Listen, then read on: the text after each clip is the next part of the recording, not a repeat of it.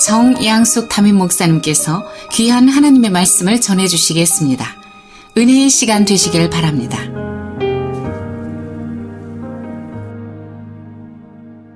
제가 오늘 본문 말씀을 읽어가다 보니까 마치 한 해 동안 각자 나름대로 열심히 살아온 우리 모두에게 주님은 더욱 충성되고 지혜로운 신앙인의 모습으로 성탄절을 맞이하도록, 그리고 언제일지는 모르지만 주님 앞에 담대하게 정말 예쁘고 지혜롭고 충성된 모습으로 서게 해주려고 도움을 주시고 계시는 이야기라는 생각이 들었습니다. 그렇습니다. 전도서에 보니까 전도서 기자가 이렇게 말합니다. 천하에 범사가 기한이 있고 모든 목적이 이룰 때가 있다라고. 그래서 주님은 또 우리에게 이렇게 말씀하시구나라는 생각이 들었어요. 주님은 모든 그리스도인들에게 본문 42절에서 보면 깨어 있으라 라고 말을 합니다. 여러분, 주님만이 우리에게 깨어 있으라 라고 말한 것이 아니라 초대교회의 지도자였던 베드로도 성도들에게 근신하라, 깨어라, 너희 대적 마귀가 우는 사자같이 두루다니며 삼킬 자를 찾나니 너희는 믿음을 굳게 하여 저를 대적하라 라고 아주 강하게 권면했습니다.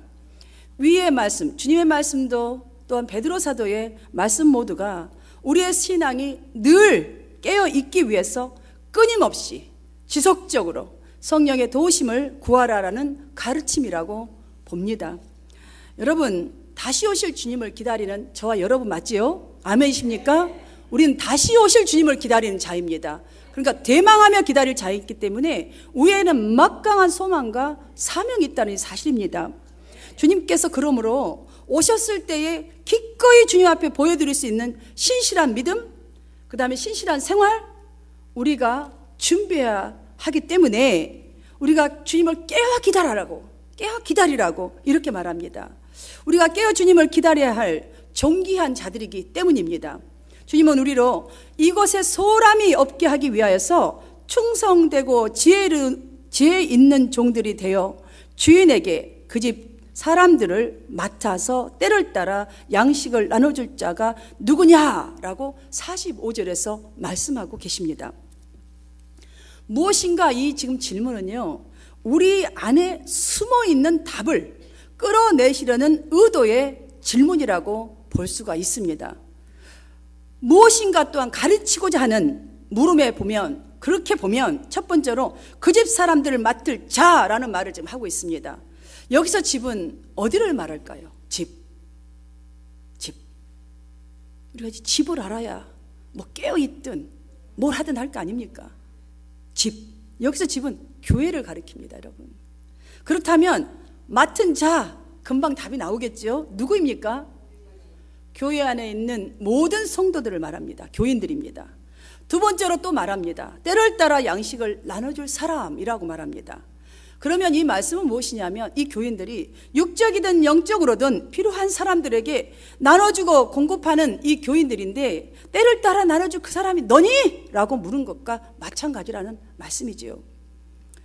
여러분, 주님의 이 질문하신 후에, 이 질문을 한 후에 주님께서는 이렇게 살아가는 교인들에게 첫 번째로 복이 있으리로다 라는 약속을 하십니다. 또 있습니다. 두 번째로 주인의 모든 소유를 그에게 맡기리라 라고 약속하셨습니다.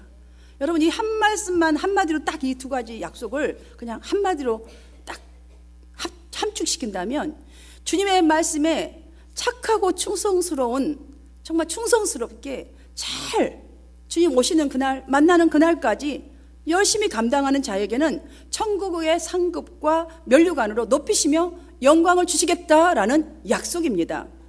이 시간 우리 모두가 주님의 이 약속을 소망하고 또한 기대함을 가지고 종의 올바른 자세가 무엇이 되어야 하는지 배워보도록 하겠습니다.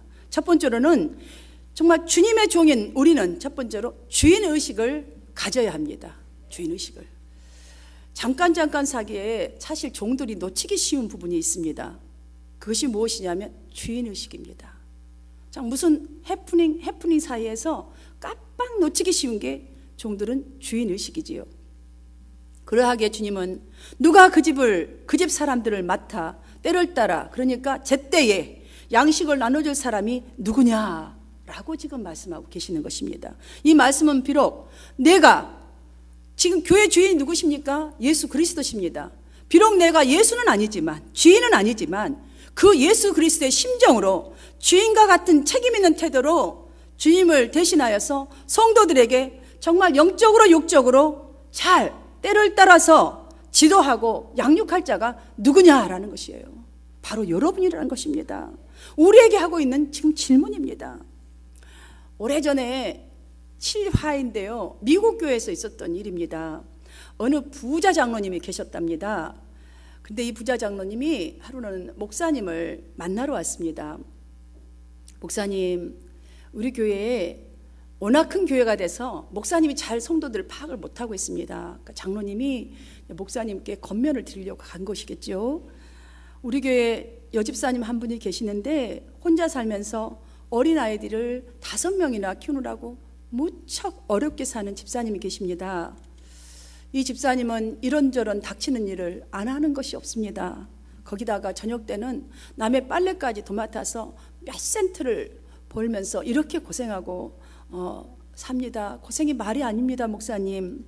그런데 이분이 주일날 되면 제가 이제 생각하기로는 아마 재정부장님이 아니신가 싶어요. 왜냐하면 남의 헌금을 얼마 한다는 걸 알 수가 없잖아요. 근데 목사님께 찾아와서 주일날이면 이분이 꼭꼭 5센트의 헌금을 합니다. 그 액수는 많은 사람들을, 보편적인 사람에 비하면 큰 액수는 아니지만 그 여집사님한테는 적지 않는 액수입니다. 그때 당시에 이 장로님이 2불을 헌금할 때입니다. 그러니까 아마 굉장히 오래된 옛날 얘기입니다.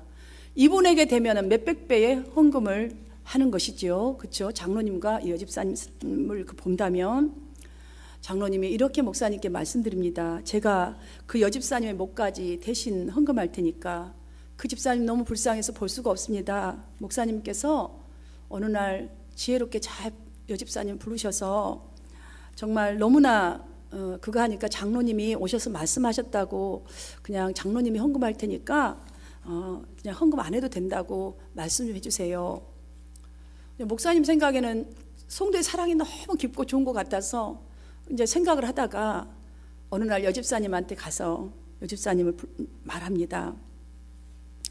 장로님이 그 집사님 사는 것이 너무 어려울 줄 알고 집사님 헌금을 대신해서 다 해준다고 합니다. 집사님 마음 편하게 그것 도움이 될 수 있도록 그냥 집안에 쓰시고 안 하셔도 아무렇지도 않습니다.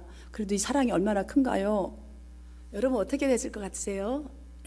그 집사님 할렐루야 아멘 응답받았습니다 이랬겠어요? 아니면 이렇게 큰 사랑이 우리 교회에 있다니 이랬을까요? 아닙니다. 이 여집사님이 통곡을 하면서 옵니다. 스탑을 시킬 수도 없을 만큼 통곡하니까 목사님이 너무 놀래버렸습니다. 그래서 목사님이 할수 조심스럽게 왜 그렇게 스탑을 안 하시고 오십니까? 라고 묻자 여집사님은 목사님 제가 비록 남의 집에 빨래까지 하면서 고성스럽게 살지만 하나님께 드리는 이 5센트를 바칠 때에 제 마음은 무엇과도 바꿀 수 없는 기쁨이 말로 할 수 없는 기쁨입니다. 저는 매주마다 하나님 앞에 이걸 드릴 때에 저가 너무나 기뻐서 그 기쁨을 왜 앗아가려고 그러십니까? 제가 쫓기듯 삽니다. 맞습니다. 저는 너무나 피곤한 사람입니다. 그러나 교회 와서 교회 구석구석에서 내가 할 수 있는 그 일을 찾아 한다는 그 기쁨, 그 감사, 그 마음은 아무도 모릅니다. 그런데 왜 이 기쁨을, 이 감사를 빼앗아 가려 하십니까? 라고 하더래요. 여러분, 목사님도 장로님도 비록 좋은 마음으로 했지만 그 말을 듣고 회개했다고 합니다. 사랑하는 여러분, 맞습니다. 비록 저와 여러분이 남들보다 다른 목회자보다 저는 훌륭한 게 없습니다. 대단한 것 하지 못하더라도 진정으로 감사하고 기쁜 마음으로 하나님 앞에 내 자신을 바친다는 이 마음, 하나님 앞에 이 작은 헌물 바치는 것 자체가 나에게 기쁨, 이거를 하나님은 지금 주님은 우리에게 가르치고 계시는 것입니다. 우리에게 있는 이 기쁨, 내가 비록 큰 일은 하지 못하고 큰 업무 못하고 정말 대단한 능력이 없다 할지라도 우리의 그 기쁨, 앗아갈 수 없는 그 기쁨의 그 이유는 하나님의 자녀로서 마땅히 내가 이 정도로 할 수 있다는 것, 이 정도로 헌물할 수 있다는 것, 내 자신을 산 제물로 드릴 수 있다는 자체가 기쁨과 감격이 되기 때문이지요. 지금 주님은 그것을 가르치고 계시는 것입니다. 이 자세를. 예수님이 충성되고 지혜로운 종이라 주인에게 그리고 집사람, 그 집 사람들을 위해서 제때 영과 육의 양식을 나눠준 자라고 말씀하셨듯이 이러한 성도라면, 이러한 자세로 여러분들이 진정으로 하나님을 섬기고 주의 제단을 섬기고 성도를 섬긴다면 주님의 이 교회 일에 주인 의식을 가진 청직인물 믿으시기를 바랍니다. 이런 자세로 진정으로 주님 앞에 주인의식을 가지고 충성하는 여러분 되시기를 주님의 이름으로 축원합니다. 두 번째로는 변함없이 충성해야 합니다. 또 오래전에 저의 얘기입니다. 실질적인 얘기입니다. 여러분들 해병대 하면 얼마나 잘 뭉칩니까? 육군들보다는 저는 여자라서 군인을 잘 모르지만 한 번 해병대는 영원한 해병대 그러면서 얼마나 선후배 사이가 막 좋습니까?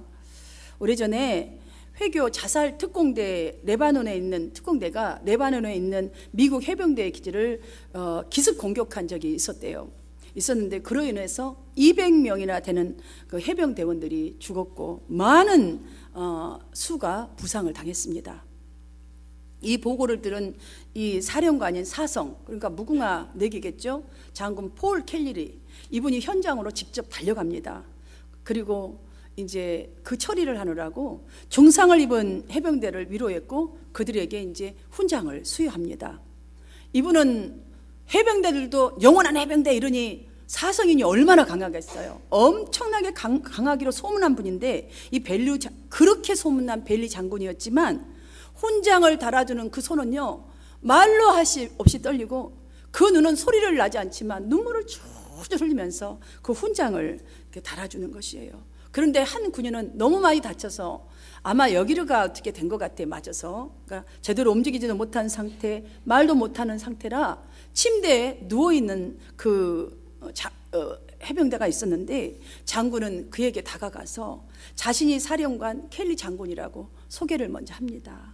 그리고 그 다음에 그를 위로했습니다. 그러자 그 해병은 손가락으로 이 침대 시트에다 무엇인가를 썼는데 도저히 아무도 알아볼 수가 없습니다. 침대에다 있으니까 뭐 어떻게 알아보겠습니까? 곁에 있던 간호사가 그의 손에 이 펜을 쥐어줬는데 샘퍼파이라고 썼습니다. 여기까지 쓰다가 손에 힘이 없어서 그냥 떨어뜨렸습니다. 그 글이 무슨 글자냐면 라틴어로 그 샘퍼 피델리스입니다. 샘퍼 피델리스. Always faithful. Always faithful. 항상 충성하라. 언제나 충성해야 한다. 그러니까 자기 자신은 괜찮다는 거예요. 항상 충성하고 나라를 위해서. 미국 해병대의 구호였습니다. 이것을 본 켈리 장군은 나라를 위한 그가 그렇게 다쳐서 있는 그 사람의 충성심에 그만 목이 메어서 아까는 눈물을 쭉 흘렸지만 아주 울고 또 울었다는 그런 설화가 있습니다. 성도 여러분, 저는 여러분들이 그 인터넷 가서 그 샘퍼 피델리스를 치면 그 의미를 쫙 나와 있습니다. 오늘날을 보면 사회에도 또한 교회 안에도 심지어는 가정에도 봉사의 자리를 쉽게 떠나는 사람들이 많습니다. 그것은 꼭 시험에 들어서 뿐만이 아닙니다. 보니까 스스로 실증이 나서 그래서 이혼도 하고 돈을 가지고 도망도 가버리고 자식이든 아내든 아니면 남편이든 상관없이 떠나버린 사람도 있지 않습니까? 실증이 나서 자신의 직분에서 이탈하는 경우가 참으로 있을 때가 많습니다. 저는 이 시점에서 주님께서 우리에게 정말 우리 성도들에게 이 말씀을 주신 것 같습니다. 때를 따라 라고 하신 이 말씀은 이러한 우리의 모습들을 두고 하신 말씀이라고 봅니다. 현재의 적은 일에 충성하지 못하는데, 자, 내가 인내를 가지지 못하는데 미래의 큰 일을 어떻게 감당하겠느냐? 라는 질문이 아니겠습니까? 기회가 주어질 때 우리는 분명 이런 경험이 있을 것입니다. 한두 번 정말 걸러버리면서 이 정도는 뭐 괜찮지, 다음에 하면 되지, 이런 생각하는 경우 있지 않습니까? 여러분, 그러나 지금 주님은 우리에게 때를 따라라는 말씀으로 이 생각을 좀 버리라고 지금 우리에게 질문합니다. 때를 따라. 지금 만약에 여러분들 이 말씀을 듣고 맞다, 나도 정말 다음에 또 하면 되지, 한두 번 뭐 걸러내면 또 어떠나 라고 생각했다면 그랬지라는 마음이 듭니까? 미루지 말라는 말씀입니다. 지금이 기도해야 될 때지 마음에 드십니까? 미루지 마시라는 말씀입니다. 지금의 이 일이 맡겼다라고 생각되십니까? 미루지 마십시오. 즉각 순종하십시오라는 말인 줄 믿습니다. 이것이 바로 변함없이 충성할 수 있는 첫 단추를 끼는 일인 것을 잊지 마시고 나아가시기를 주님의 이름으로 축원드립니다. 그리하고 이 말씀을 붙들고 진정으로 시작하는 여러분 되시기를 주님의 이름으로 축복합니다. 세 번째로는 겸손히 섬겨야 합니다. 겸손히. 주님께서는 이렇게 말씀하십니다. 양식을 나눠줄 자가 누구뇨? 라고 말합니다. 이 말씀은 곧 오늘 본문 49절을 보면 악한 종들이 동료들을 술을 먹이고 때리는 장면들이 나옵니다. 너무나 대조적이지 않습니까? 자, 어떠한 일이 있다 할지라도 겸손하게 섬기는 자는 누굴 것이냐는 거예요. 저런 사람도. 그분들은 때려버리잖아요. 49절 보시면, 자, 만일 그 악한 종이 마음에 생각하기를 주인이 더디오리라 하여 동료들을 때리며 술 친구들과 더불어 먹고 마시게 되면, 자, 이것은 다들 주님이 늦게 올 거라 생각하고 내 마음대로 사는 것이에요. 또한 성도들끼리 어떤 일이 있다 할지라도 서로 때리는 것, 서로 책망하고 질책해버린다는 것이죠. 때가 많이 남았다고 생각하는 그 여유로움일까요? 아니면 게으름일까요? 아니면 내 마음대로 사는 것일까요? 많은 이유가 있겠지요. 자, 이것과 딱 대교해서 진정으로 이럴 때에 양식을 나눠줄 그 자가 누구인가? 라고 지금 물으십니다.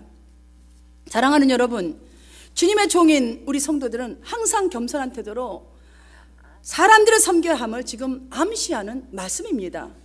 사도 바울도 성도들을 가리켜서 뭐라고 말했습니까? 하나님의 밭이요 하나님의 집이라 라고 표현했습니다. 그러니까 자신을 비롯한 모든 목회자나 이 평신도들을 주님의 일꾼으로 지금 비유했지 않습니까? 우리 모두가 이미 다 알고 있는 것이지만 우리에게 주어진 목사의 직분, 장로의 직분, 집사, 권사의 직분, 성도의 직분, 이 직분들은 높고 낮음을 나타내는 계급이 아닙니다. 계급이 아닙니다. 다시 명확히 여러분들이 다시 한번 다 알고 있지만 다시 한번 여러분 속에서 이해를 돕기 위해서 말씀드리자면, 계급으로 다시 표현해서 그렇게 말한다면 이러한 계급 모두가 다 겸손의 계급이라는 사실이죠. 겸손의 계급입니다. 계급으로 따지자면 돕기 위해서 진정으로 하나님이 교회의 직분을 올라갈수록 더 겸손해야 한다는 것, 그래서 주신 직분이라고 봅니다. 하나님이 사람으로 이 땅에 오셨습니다. 이것이 무엇을 의미합니까? 겸손과 섬김입니다. 예수님의 공생애를 한번 보십시오. 그분이 많은 말씀과 또 많은 이적과 표적을 했습니다. 누구도 하나님이라고 인정해 준 사람 없었습니다. 십자가에 못 박혔습니다. 끝까지 보여주시던 그 삶이 무엇을 말씀해 주십니까? 십자가가 무엇을 말씀해 주고 있습니까? 우리에게 무엇을 보여줬습니까? 겸손과 섬김이었습니다. 이걸 다 한마디로 하면 사랑이었습니다. 섬김의 자세, 사랑의 자세, 겸손의 자세. 그리스도께서 우리에게 이렇게 보여주신 것은 우리가 살아가는 이 땅의 삶이 그만큼 중요하다는 거예요. 하나님께도 중요하고 세상 사람들에게도 그만큼 중요하다는 사실입니다. 천국 가서 천국의 삶이 결정되는 것이 아니라 이 땅에서 우리가 어떻게 살아가느냐에 따라서 이미 결코 거기서 이미 결정났다는 것이에요.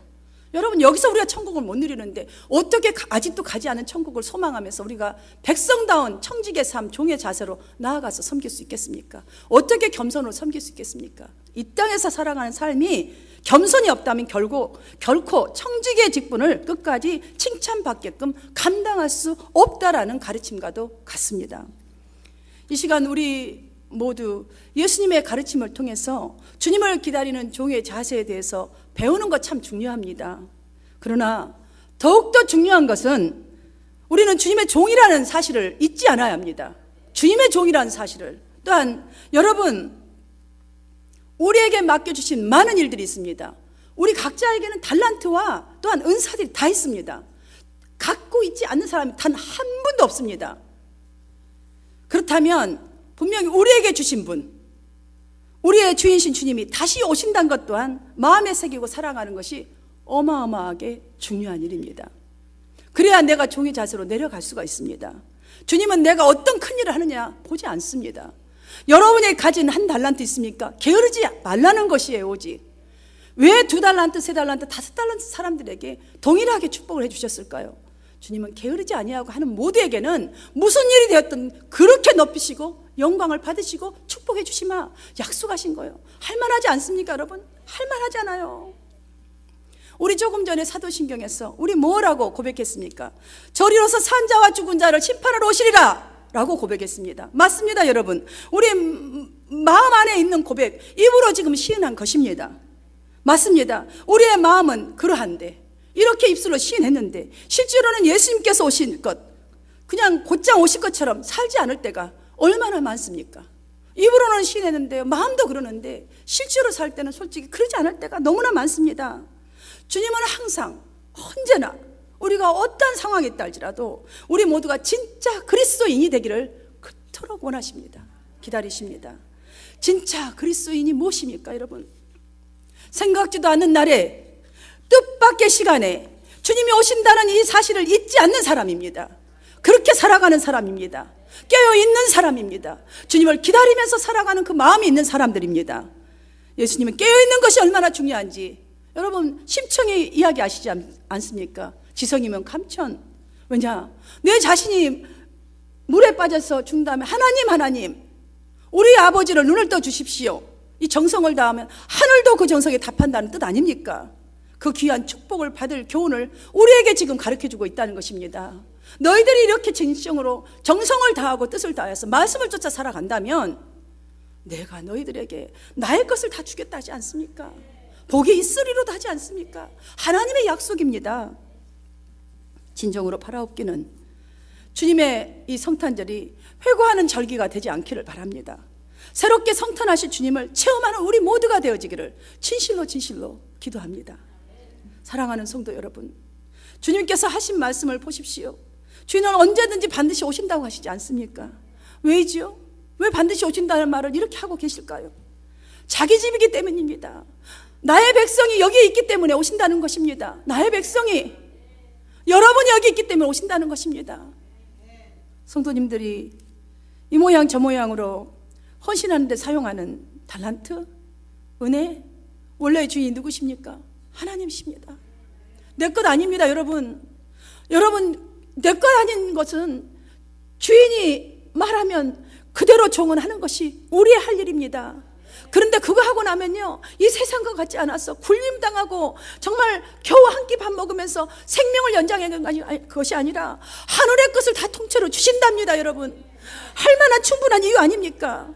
그러니 당연히 주님께서는 당신의 것을 찾기 위해서, 축복해 주시기 위해서, 함께 하시기 위해서 각자에게 오신다는 거예요. 대강절은 우리의 믿음을, 우리의 생활을 새롭게 하는 계절이라고 봅니다. 저와 우리 성도님들이 그리스도 안에서 더욱 깊이 구원을 맛보고 구원의 완성이 무엇인지, 하나님의 그 은혜가 무엇인지 사랑하는 여러분 완성할 수 있도록, 정말 여러분 속에서 피스, 온전한 주의 평안이 있을 수 있도록 여러분의 나른한 손과 힘 빠진 무릎을 이렇게 세우시기를 주님의 이름으로 축원드립니다.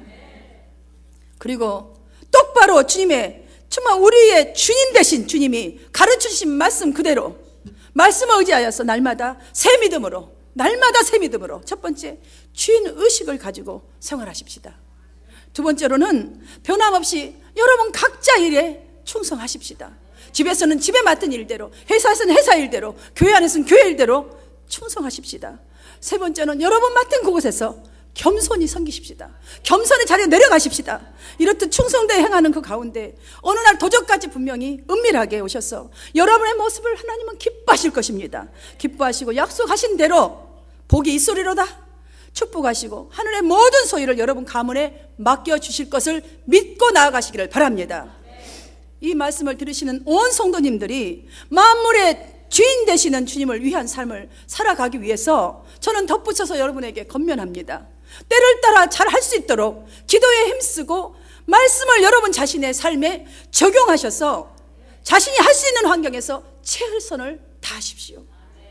실천하십시오. 우리의 영이, 우리의 믿음이 깨어 있어서 때를 분별할 수 있습니다. 깨어 있어야 분별할 수 있습니다. 그래야 충성되고 지혜로운 모습으로 주님 오심을 맞이하게 되시기를 주님의 이름으로 축원드립니다.